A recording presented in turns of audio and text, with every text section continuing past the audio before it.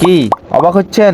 অবাক হওয়ার কিছুই নেই। তো আজ আমি আপনাদের শিখাবো কিভাবে আপনারা নেট পিং ভালো করবেন। যেমন দেখেন এখন 9, 6, 14, 13 নেট পিং চলতেছে। টিপস এন্ড ট্রিক্সটা খাটানোর পর যদি কাজ করে অবশ্যই কমেন্টে জানাবেন যে কিরকম কাজ করতেছে।